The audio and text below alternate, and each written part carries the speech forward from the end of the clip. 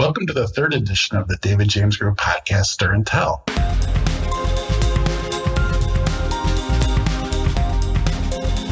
Today, we have new DJG account coordinator, Anna Serrata. Welcome, Anna. Hi, Chris. Thanks for having me today. Sure.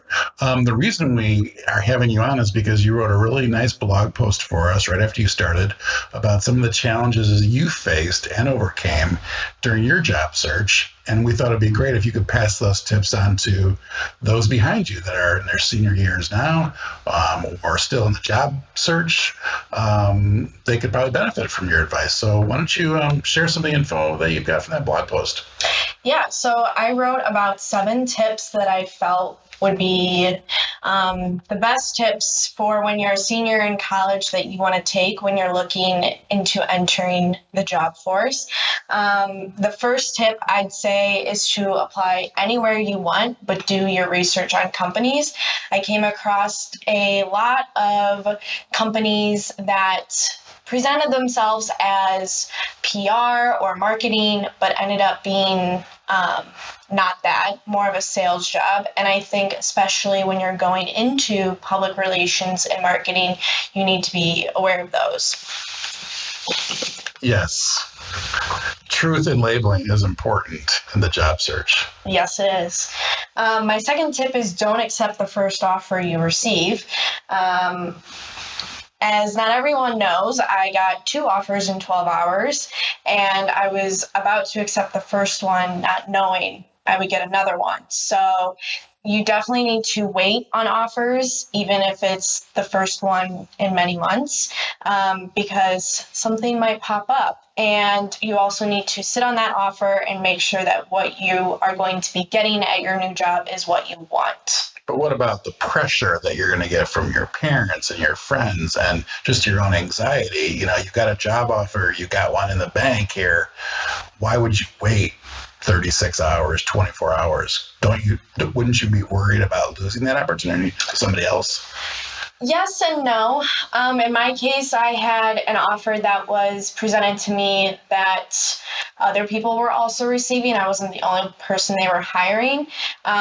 So they allowed me to sit on the offer for a couple days. But I also think that you should sit on it and discuss with your parents because they kind of know what you should be looking for in a job offer. You know, salary is great, but what else are you getting out of this new job? Especially when you're leaving college, you think that anything is great, but you really need to take things slow and look at your options. Right. So be methodical, make the right choice for you. Correct. My third tip would to be read over all documents you receive and make sure that you are careful when filling them out. I have had experience in just retail jobs of filling out tax forms, but it's a different ballgame when you are a new hire at a real company and there's more than just your tax forms.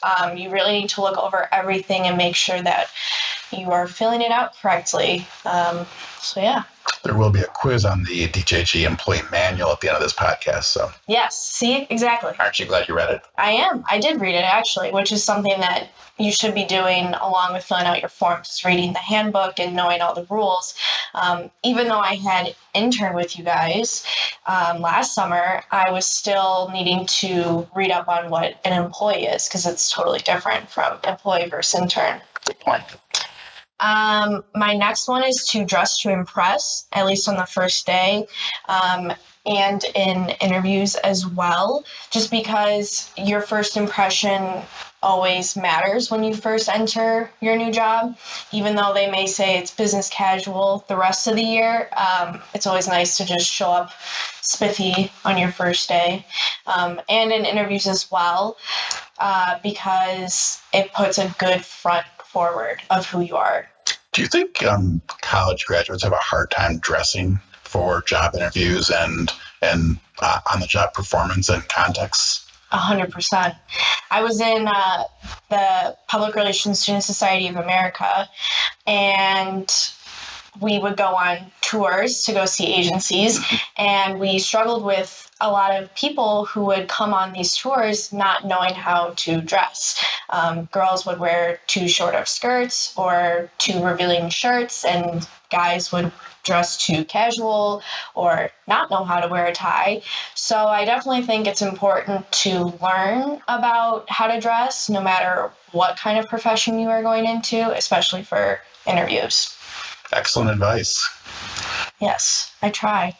5 is to leave early and arrive early. Although I had interned here last summer, it had been a while since I've made a commute out to Oak Brook. So definitely leave early, especially if it's a new place, because you can't anticipate what traffic will be.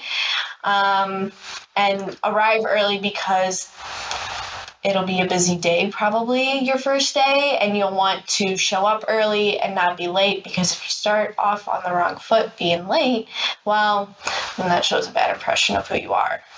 You know the old rule, on time is late, 5 minutes beforehand is on time. That is correct. That's Coach Maxey speak. Oh, wow. Right. There you go. 6, don't be afraid to ask questions. And take on new tasks that you've never done before. Questions are always great in any job that you have in your life. I was always told to ask any questions, and sometimes I wouldn't take advantage of that, but especially when you're a new person, you really want to know all of the questions and all the answers to those questions.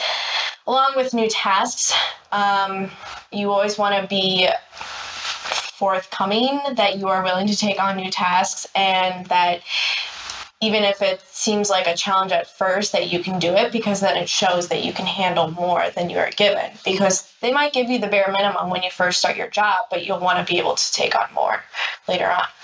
And, you know, in the real world, not everything fits into a neat job description or a resume point either. Sometimes things happen, clients want things, and we need to do them.